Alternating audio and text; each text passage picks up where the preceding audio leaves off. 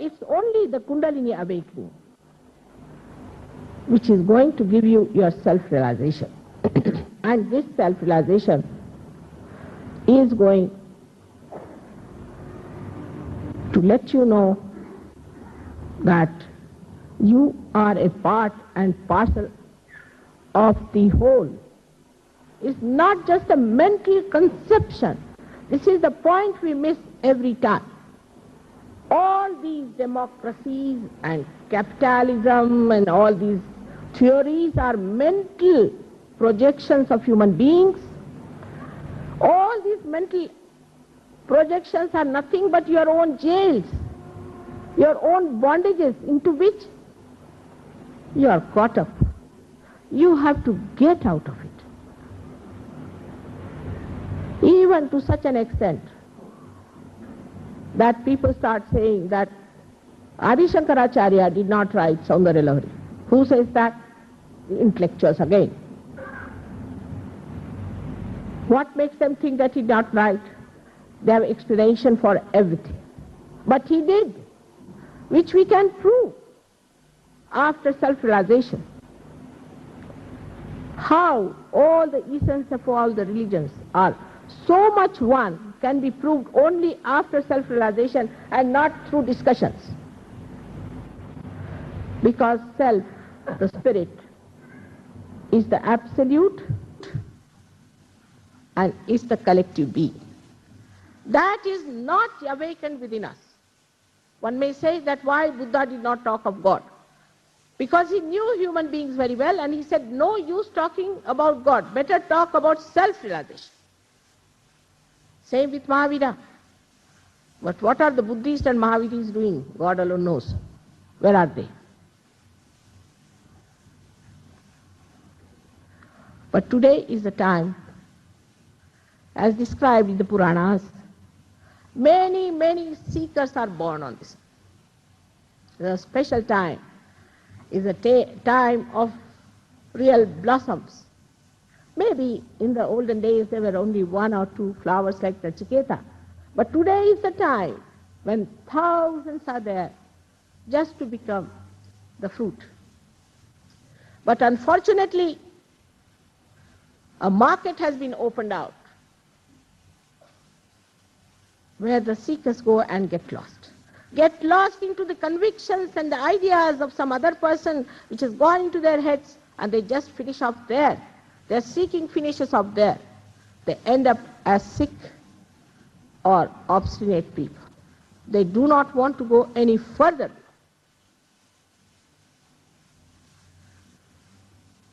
Sri Krishna is to be understood in Sahaja style. Leela. He was Leeladhara. In the Sahaja Yoga, we believe that on the left-hand side,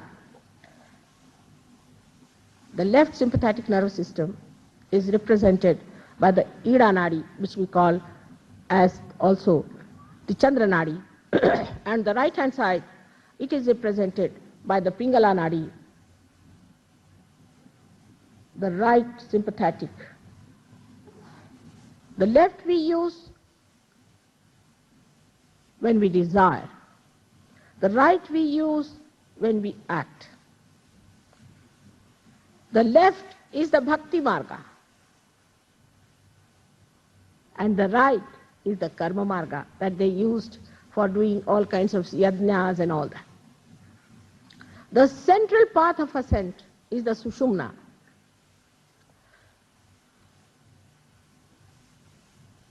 Is the path of Dharma. Dharayati sa Dharma. Means the one that is your sustenance is the Dharma. It's not an outside concept, but an innate nature of human beings is the Dharma. This Dharma we have achieved through evolutionary process, as you know, Matsya Rupa and other things took place. And afterwards, we are today human beings. But why? Let us ask a question, simple question to ourselves. Why are we here on this earth? To seek what? To seek the truth. And what is the truth? The truth is that you are the spirit. Not this bhakti, nor this karma, but you are the spirit. Now Sri Krishna's diplomacy can be seen very clearly, if you want to see it, even without self-realization.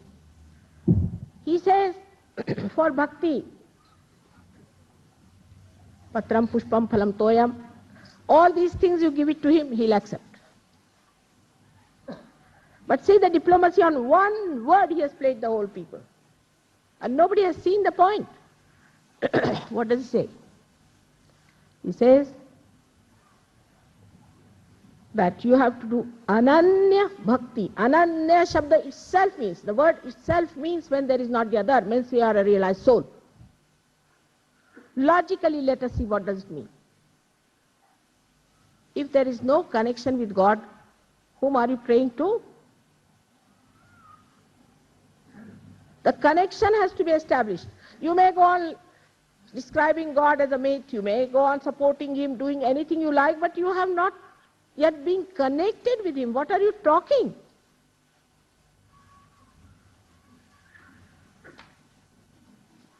Something in the air. Ananya bhakti. Now about karma, see the diplomacy. If you keep your mind open as a scientist, you will see my point clearly. For that, he says that do your karmas, but put the fruit of your doing at the lotus feet of the Lord. This is the absurd condition. It's not possible. Cannot be done. Before realization, you cannot do this. Many people come to me, yes, mother, you know, whatever we are doing, we are putting at the lotus feet of the God. Black marketing, everything. What does that mean? That you put it at the lotus feet of the Lord. That you are no more there. It's only after realization you realize that a Sahajogi would tell you, he doesn't say, I give him realization. He doesn't say that I'm moving his kundalini. What he says, it is not moving. It is not coming up. There was a lady who traveled with me to America once, and her son came all the way from Honolulu, a very rich man and all those things. So he could not get his realization. So she came to me, she said, Mother, give him the realization. I said, you give him. She said, no, I cannot give him. So I said, I can't give him either. The kundalini doesn't move, what to do? Then give him a false certificate, you are a realized soul, he can say, born again or sort of a nonsense, he can go about talking about this. She said, no, how can you give such a false certificate? I said, that's it. If the kundalini has not risen, if it is not broken, the Brahmarandra, we cannot even say it is awake and leave alone calling him a Sahajogi. She agreed there. You cannot give a false certificate about it. That's what happens when you do your karmas. You don't say that you are doing it. It's done. It, in the third. Like small children always talk like that. Mother, this boy Munna won't listen, it's a bad one. In the third person they talk so many times, you must have seen. In the same way, a realized soul always talks in a third person. That's a different world in which they have lived. And they have been very, very few tortured and never understood by the people who were ruling or the people who were intellectuals or those who were the priests, and the public was helplessly watching all their tortures. In Maharashtra we have a great saint called Namdev, very great saint, Namdeva. He was a tailor, ordinary tailor. And when this tailor went to see another saint whose name was Gora Kumbhar. He's a potter. The verse he says is so beautiful, which you can understand with little subtler feelings about it. He says, Nirguna cha bheti alo sagunashi. I came here to meet the Nirguna, the formless, and here is standing in the form. Where do you find these talks these days? If two great meets, they go with swords, with pistols. Here he goes and talks to a potter that I came to see the Nirakara, the Nirguna, the formless, and here it is in the form. But he was a tailor. How can be a tailor a realized soul? And when Namdeva went to Punjab, Sri Nanak Sahib gave him all the honor of a saint and told him that he should also write some beautiful verses, because he compiled the Granth Sahib out of all the realized souls' poems, that you compile the poems in Punjabi or Hindi. Namdeva, coming from such a far-fetched place, he studied Hindi and Punjabi, and you'll be amazed that half of his book, which is so big, is in Hindi or in Punjabi language. For that you need Sri Nanaka, who can recognize. But today seekers run after somebody who pampers their ego, where you can pay some money, where he can befool you by getting some Rolls Royces, or some sort of a Gita pravachana he gives, or gives you some sort of a name in the year so that you become mad. This is the quality of the seekers which I have to face. Whatever it is, the concern is so great. Whatever is the quality today, it has to happen. It has to work out. This one now, I heard to my complete surprise that now people, the intellectuals are propounding that the Namadeva who came from Maharashtra was not the same as the Namadeva who was the tailor, because he was not an intellectual. I am talking about the unlimited, not about the limited. Like in any one of your spacecrafts, you have different cylinders which explode one after another and accelerate the one which comes. First one will explode and accelerate the second one. The second one will explode and accelerate the third one. In the same way, the intellect is to be exploded, to go into the space, to jump into the space, is the most important thing, that intellect has to leave its limitedness to the unlimited intelligence which governs the whole universe. That is the Brahma Shakti described. That's the all-pervading power of God. That is the power of love of God. It's such a tremendous one, where Sri Krishna himself has said, Yoga Kshema Vahamyam. First he said yoga. Why did he not say Kshema Yoga? Many people ask me in the West that how is it in your country there is so much of poverty, and that you talk that it's a yoga bhumi, because we have not taken to yoga so far. And Kshema doesn't mean how many pubs you have in your village.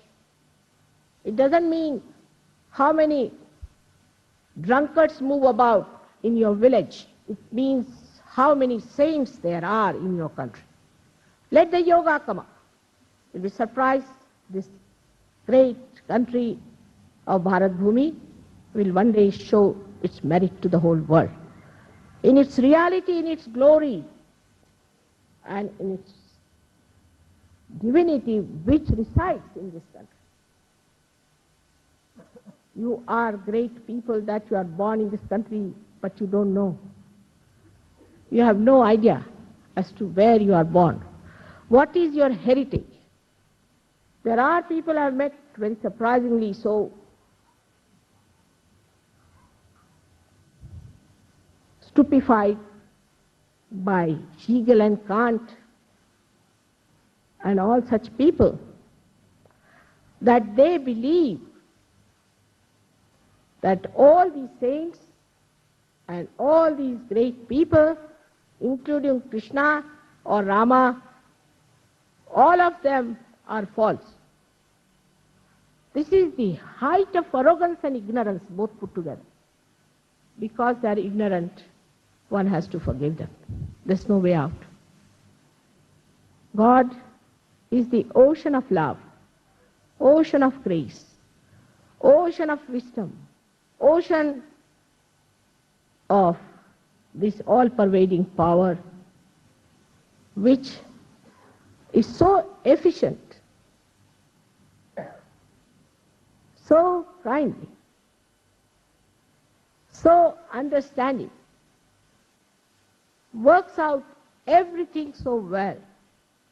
But above all, He is the ocean of forgiveness, I can tell you. I really tell you, in my experience, I feel this forgiveness is so greatly effective today. Otherwise, I don't think I could have managed this job so well. May God bless you all. As a mother, I have tried to explain and express my concern. Try to understand. It is Sahaja. Is born with you. Sahaja. Saha means with, ja, born. It's your fundamental right as a human being to get your self-realization. But if you want to deny it because you have some convictions, because you are following certain people, because you think this is all right, we don't want to have self-realization, God is not going to fall at your feet. You have to ask for it. You have to knock at the door, and the door will be open. In Sahaja Yoga, we can prove today that there is no quarrel between Moses and Christ. There is no quarrel between Christ and Muhammad Sahib, and there is no quarrel between Muhammad Sahib and Sri Krishna. They are all one together. As Christ has clearly said, those who are not against me are with me. Who wants to see that? Who are those? Christ was not even allowed to work out for more than 3.5 years. It took me 4 years to give realization to 7 Englishmen. So you can imagine what must be his plight. 3.5 years with all the mad people around. But not in our villages. Yesterday, I went to Jaipur. First we had a big meeting in a big sophisticated hall and all this and this, my Indian English. I was trying to explain to them, and I thought it's all gone over their heads. Nothing went inside, or maybe under their feet. Then I said, let's go to a place where ordinary people meet. And there I found thousands thronging together to get their self-realization. They don't want money. They don't want power. They don't want anything.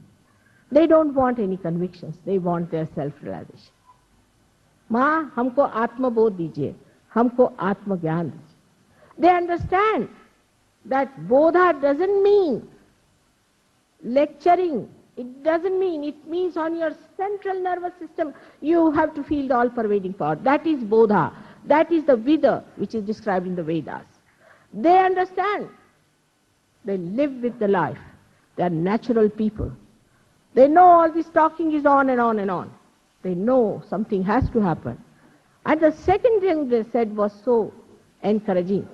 कि माँ परिवर्तन होना चाहिए हमें. We should be transformed. It's not our mental idea that we have become some great yogis, this, that. We should be transformed. I said, not only transformed, but you will have your powers as realized souls. By God's grace, even in Delhi, which is supposed to be the most sophisticated place, where after English left we became much more westernized. When they were here, we were better off. And in this place also I find there are so many great Sahajogis who are now completely endowed with the power of realization, of curing, of doing all the things that can be done as a yogi. I hope today all of you will get your realization. But you have to establish yourself. It's just a wee bit of your Kundalini, I should say, like a hair, comes out through the Brahmanadi, but with humility. Abhyasin, for few days, you establish yourself. Of course, today, you might get your Nirvichar Samadhi, just like that, maybe. But you will have to establish your Nirvikalpa. You must give some time to yourself and some respect to your self-realization and to yourself, that is the Atma. May God bless you.